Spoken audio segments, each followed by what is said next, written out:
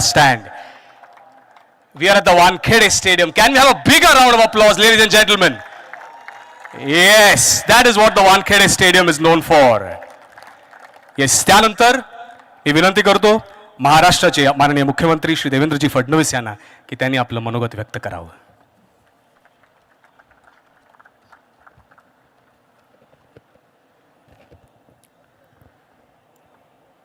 आजच्या या अतिशय सुंदर सोहळ्यामध्ये मंचावर उपस्थित असलेले आपल्या देशातील अतिशय ज्येष्ठ नेते आणि ज्यांचं कॉन्ट्रीब्युशन क्रिकेटच्या क्षेत्रामध्ये नेहमीच लक्षात राहील असे आदरणीय शरद पवार साहेब, आपले iconic batter captain, one of my favourites, आपल्या सगळ्यांना आपल्या बॅटिंगनी मंत्रमुग्ध करणारे श्री रोहित शर्मा, MCAचे प्रेसिडेंट अजिंक्य नाईक, या ठिकाणी उपस्थित असलेले संजय नाईक, अभय हडप, दीपक पाटील, अरमान मलिक, विशेष रूपाने उपस्थित डायना ॲडलजी, त्याचप्रमाणे आपले दिलीप वेंगसरकरजी, रवी शास्त्रीजी, मुंबई इंडियन्सची संपूर्ण टीम, अजित वाडेकरांचे कुटुंबीय, अमोल काळेंचे कुटुंबीय, रोहित शर्मांचे कुटुंबीय, पवारसाहेबांचे कुटुंबीय आणि या ठिकाणी उपस्थित सर्व क्रिकेट प्रेमी भगिनी आणि बंधूंनो, मी मुंबई क्रिकेट असोसिएशनचं मनापासून अभिनंदन करेन की त्यांनी हा अतिशय चांगला निर्णय घेतला. कारण we must celebrate those who make us proud. आणि आज असाच कार्यक्रम आहे. We are celebrating those who have made us proud. Sharad Pawar साहेबांबद्दल सांगण्याची आवश्यकताच नाही, कारण भारतीय क्रिकेटच्या इतिहासामध्ये आणि विशेषतः भारतीय क्रिकेट विकसित करणारे जे प्रशासक आहेत त्यांच्यामध्ये नेहमीच पवार साहेबांचं नाव हे अग्रणी असेल. या क्रिकेटच्या विकासाकरता त्यांनी केलेलं काम ICCचे अध्यक्ष म्हणून, BCCIचे अध्यक्ष म्हणून, MCAचे अध्यक्ष म्हणून, हे निश्चितच आज ज्या स्टेजवर आपल्याला क्रिकेट पाहायला मिळत आहे त्यात अतिशय मोठं योगदान हे त्यांचं आहे. आणि म्हणून त्यांचं नाव या ठिकाणी स्टँडला देणं हे मला असं वाटतं की अतिशय योग्य अशा प्रकारचा निर्णय हा MCAने घेतलेला आहे. मी त्याबद्दल खरोखर MCAचं अभिनंदन करतो. अजित वाडेकरजी, मगाशी उल्लेख झाला, एक असे कॅप्टन 1971 मध्ये ज्यांनी आपल्याला ओव्हरसीज जिंकण्याची एक प्रकारे एक भेट दिली आणि वेस्ट इंडिज आणि इंग्लंड या 2 सिरीज जिंकून खऱ्या अर्थानं भारतीय क्रिकेटच्या इतिहासामध्ये एक वॉटरशेड मूवमेंट ही तयार करण्याचं काम अजित वाडेकरजींनी केलं. मगाशी वहिनी असं म्हणाल्या की थोडा उशीर झाला. मी असं म्हणेन हम देर आए पर दुरुस्त आहे.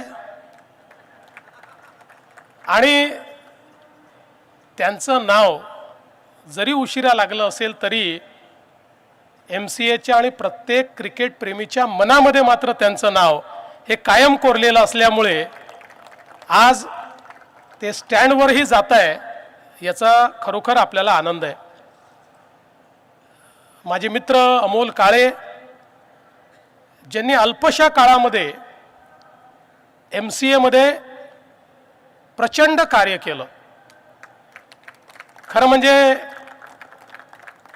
त्यांच्यात हा गुण होता की ते उत्तम प्रशासक होते, अतिशय चांगले इंटरपर्सनल स्किल्स त्यांच्याकडे होते, त्यामुळे जो त्यांना भेटायचा तो त्यांचा आपला व्हायचा आणि कुठलाही स्वार्थ न ठेवता क्रिकेटर्स करता आपल्याला काय उत्तम करता येईल हा प्रयत्न त्यांनी सातत्याने केला आणि अनेक स्वप्न त्यांनी बघितली होती. दुर्दैवाने आपल्यातनं त्यांना ईश्वराने अचानक नेलं, पण जी स्वप्न त्यांनी पाहिली होती ती पूर्ण करण्याचं काम MCA निश्चितपणे करेल याबद्दल माझ्या मनामध्ये शंका नाही. आणि म्हणूनच आज त्यांचं नाव MCA ऑफिस लाऊंजला या ठिकाणी दिलेलं आहे. आणि अर्थातच रोहित शर्मा यांच्याबद्दल आपण काय बोलायचं. एक असे बॅटर की जे मैदानात आल्यानंतर मैदान दणाणून सोडतात आणि ज्यांनी बॅक टू बॅक 2 आंतरराष्ट्रीय अशा स्पर्धा भारताला जिंकून दिल्या की ज्या स्पर्धांबद्दल आपल्या मनामध्ये काही अपूर्ण इच्छा राहिल्या होत्या आणि त्या इच्छा त्यांच्या कॅप्टन्सीमध्ये आपण जिंकलो. आणि आपल्याला कल्पना आहे की त्यांचं जे मैदानावरचं अतिशय मोकळं वागणं असतं त्याच्यामुळेही त्यांची एक वेगळी प्रतिमा तयार झाली आहे. एक वेगळे कॅप्टन म्हणून त्यांनी एक आपली प्रतिमा निर्माण केली आहे. भारताच्या उत्कृष्ट कॅप्टनच्या मांदियाळीमध्ये रोहित शर्मा कधी जाऊन बसले हे आपल्याला समजलंच नाही, पण त्यांनी अतिशय लीलया या ठिकाणी कॅप्टन म्हणून, प्लेयर म्हणून, बॅटर म्हणून सगळ्या फॉर्मॅटमध्ये जो काही खेळ आपल्याला दाखवला तो खरोखर अतिशय सुंदर आहे. आणि आम्ही पण ही वाट पाहतोच आहोत की कधी त्यांचा एक शॉट हा थेट रोहित शर्मा स्टँडला जाऊन लागतो. तो क्षण देखील खूप पाहण्यासारखा असेल. आणि मला असं वाटतं की ही देखील एक मला असं वाटतं महत्त्वाचं सेलिब्रेशन आहे की MCAच्या इतिहासामध्ये जो आत्ता फॉर्मॅटमध्ये इंटरनॅशनल फॉर्मॅटमध्ये खेळणारा खेळाडू आहे त्याच्या नावाने पहिल्यांदाच स्टँड MCA मध्ये होतोय. So that is a rare honour which is given to Rohit by MCA, which I think he deserves, which every one of us think that he deserves. आणि मला विश्वास आहे की यामुळे ते अधिक चांगलं खेळतील आणि अधिक काळ खेळतील. कारण चांगले खेळाडू हे कधी रिटायर व्हावे असं आपल्याला वाटतच नाहीत, पण निश्चितपणे ते अजून चांगलं खेळतील हा मला विश्वास आहे.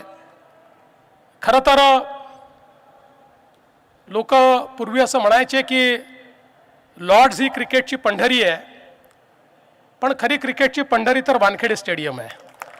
आणि याचं एक अजून कारण आहे, पंढरी तिथे देव आणि क्रिकेटचा देव म्हणजे सचिन तेंडुलकर त्याचा पुतळा या वानखेडे स्टेडियमवर आहे. त्यामुळे ही जी क्रिकेटची पंढरी आहे त्या ठिकाणी हे सेलिब्रेशन होत आहे ही खूप अतिशय महत्त्वाची गोष्ट आहे. पण त्याचवेळी वानखेडे स्टेडियम हे तर 50 वर्ष आपण सेलिब्रेट केले, पुढचे 50 वर्ष देखील हे सर्वात आयकॉनिक अशा प्रकारचं आपलं स्टेडियम राहील. पण त्याचवेळी मागच्या काळामध्ये अमोल काळे आणि अजिंक्य नाईक माझ्याकडे आले होते आणि त्यांनी एक इच्छा व्यक्त केली होती की आपल्याला एक स्टेडियम अजून बनवलं पाहिजे, किमान 1 लाख लोक बसू शकतील असं. आणि मी आजच या ठिकाणी सांगतो की अजिंक्यजी, तुम्ही जर प्रस्ताव दिला तर महाराष्ट्र शासनाच्या वतीनं उचित जागा तुम्हाला आम्ही देऊ. एक अजून मोठं स्टेडियम 1 लाख लोक किमान बसतील अशा प्रकारचं. कारण मुंबई आणि महाराष्ट्र क्रिकेट प्रेमींचं एक राज्य आहे आणि मुंबईने तर क्रिकेटला जे दिलेलं आहे ते सर्वांनाच माहिती आहे आणि म्हणून एक अजून स्टेडियम असणं आणि सगळ्या फॅन्सला आपण अकोमोडेट करू शकलो पाहिजे असं स्टेडियम असणं हे मला असं वाटतं अत्यंत महत्त्वाचं आहे. त्यामुळे निश्चितपणे तो विचार आपण करूया आणि 4 वर्षांनी MCAला 100 वर्ष पूर्ण होतील असा प्रयत्न केला पाहिजे की जेव्हा 100 वर्ष पूर्ण होतील त्यावेळी एक अजून नवीन स्टेडियम हे आपण उभं करू शकलो पाहिजे. त्या दृष्टीनं तुम्हाला जी काही तुम्हाला मदत ही हवी आहे ती मदत आपण निश्चितपणे करण्याचा प्रयत्न करू. या अतिशय सुंदर कार्यक्रमामध्ये तुम्ही मला बोलवलं आणि हा सन्मान करण्याची संधी मला दिली. मी असं समजतो की यात माझा देखील सन्मान आहे. एक क्रिकेट प्रेमी म्हणून मला या कार्यक्रमात येताना अतिशय मनापासून आनंद झालेला आहे आणि म्हणून आपण मला निमंत्रित केलं त्याबद्दल MCAच्या संपूर्ण टीमचं मी अतिशय मनापासून आभार मानतो आणि माझे 2 शब्द संपवतो. धन्यवाद. जय हिंद, जय महाराष्ट्र.